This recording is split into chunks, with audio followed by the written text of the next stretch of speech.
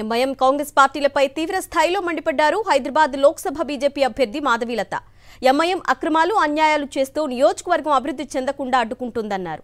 Congress party రజాకార్లకు మద్దతిస్తోందని, ఎంఐఎంతో కలిసి వెళ్లడమే దానికి నిదర్శనమన్నారు.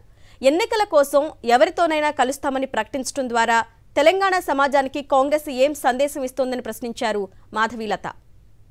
ఈసారి హైదరాబాద్ పార్లమెంటు నియోజకవర్గంలో బీజేపీ గెలిచి 40 ఏళ్ల చరిత్రను తిరగరాస్తుందంటున్న మాధవీలతతో మా ప్రతినిధి విక్రమ్ ఫేస్ టు ఫేస్. ప్రచారం ఏ విధంగా కొనసాగుతుంది? పాదయాత్రకు సంబంధించి పోలీసులు కూడా అనుమతి నిరాకరించినట్టు తెలుస్తుంది. ఏంటి ప్రచారంలో ఏమైనా ఇబ్బందులు ఎదురవుతున్నాయా? మా పార్టీ వస్తే ఏమేం చేస్తామని వాళ్ళు వాగ్దానం చేశారు. ఆ రైతులకు వాళ్ళ ఆ వాగ్దానాన్ని వాళ్ళు నిలబెట్టుకోకపోవడంతో కిషన్ రెడ్డి గారి ఆధ్వర్యంలో అందరము ఎక్కడెక్కడ మాయా కాన్స్టిట్యుయెన్సీస్లో మేము నిరసన వ్యక్తపరచాలి, ధర్నా చేయాలి అనేది అనుకుంటే వాళ్ళు మాకు 2-3 సార్లు, నా కాన్స్టిట్యుయెన్సీ వరకు 2-3 సార్లు మేము అప్లై చేసినా కూడా రిజెక్ట్ చేయడం జరిగింది. వీళ్ళు ఇచ్చిన వాగ్దానాలు కనుక వీళ్ళు నిలబెట్టుకోకుంటే మేము అట్లా గమ్మున విని వెళ్ళిపోతూ ఉండాలి తప్ప మేము మా నిరసన తెలుపకూడదు. తెలుపుతామంటే వీళ్ళు పర్మిషన్ లేరు.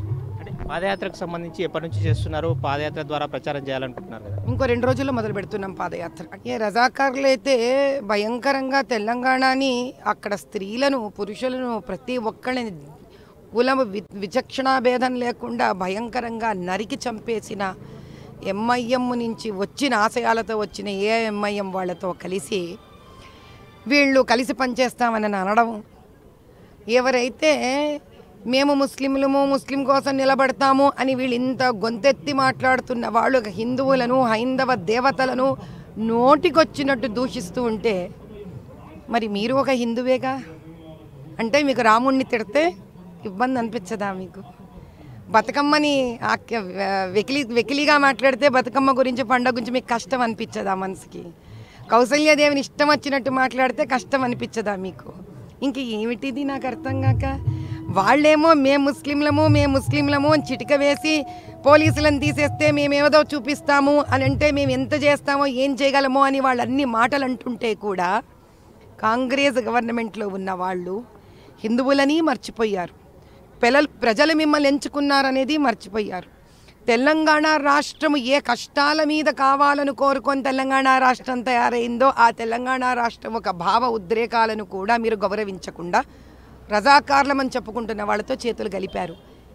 ఎవరు మీరు? నేను ఎలా అర్థం చేసుకోవాలి? మీరెవరో? మీ స్వార్థాని కోసం కలిసిపోతారా అంత ఈజీగా? మాధవీలతకు ఏమైనా థ్రెట్ ఉందా? Y+ సెక్యూరిటీ ఇవ్వడంలో ఆంతర్యం ఏంటి? Z+ సెక్యూరిటీ పెట్టుకోవడంలో అసదుద్దీన్ గారి ఉద్దేశం ఏంటి? ఆయన కార్యకర్తల మధ్యలోనే కదా తిరుగుతున్నాడు. ఆయన ఏమన్నా రామభజనకు వస్తే చూసారా మీరు ఎప్పుడైనా? నేను ఇఫ్తార్ పార్టీకి వెళ్ళా, నేను షియా వాళ్ళ హజరత్ అలీ జయంతికి వెళ్ళాను, నేను చార్మినార్ నడి బొడ్డులో వెళ్ళాను మదీనాలో. ఆయన వచ్చాడా ఎప్పుడైనా శివరాత్రికి? రాడుగా. ఆయన రామాలయంలోకి వచ్చాడా? రాడుగా. మరి ఆయనకెందుకు ఆయన మధ్యలో తిరుగుతుండే Z+ సెక్యూరిటీ? భద్రాచల రాముడికి ఇప్పటి వరకు కేంద్రం నుంచి ఒక్క పైసా కూడా కేటాయించలేదు, బీజేపీకి ఎందుకు ఓటేయాలని చెప్పి కేటీఆర్ ప్రశ్నిస్తున్నారు. అంటే భద్రాచలము ఆయన హయాంలో లేదా? ఆయన ఏడా డబ్బులు? ముందు ఆయన గురించి మాట్లాడుకోమండి. భద్రాచలానికి ముందు బాధ్యత రాష్ట్ర ముఖ్యమంత్రిది కదా. అన్ని డబ్బులు తీసుకొని వెళ్ళి ఒకచోట గుడి కట్టేశాడు కదా ఆయన.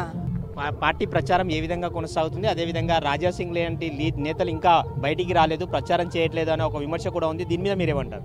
ఎప్పుడు మగవాళ్లే బయటకు వస్తే ఎట్లా అండి? అందుకే వాళ్ళు ఇతర ఆడవాళ్ళకి అవకాశం ఇస్తున్నారు. ఆయన భార్య మాతో కలిసి ప్రచారానికి వస్తోంది. గెలిచి సాధించి 40 ఏళ్ల చరిత్రను తిరిగి తిప్పి రాసి చూపిస్తాం మీకు. మొత్తం చూసుకోవచ్చు, హైదరాబాద్ పార్లమెంట్లో చరిత్రను తిరగరాసి చూపిస్తామని చెప్పి మాధవీలత చెప్తున్నారు. వీడియో జర్నలిస్ట్ సి శ్రీనివాస్ గౌడ్తో విక్రమ్, సాక్షి టీవీ, హైదరాబాద్.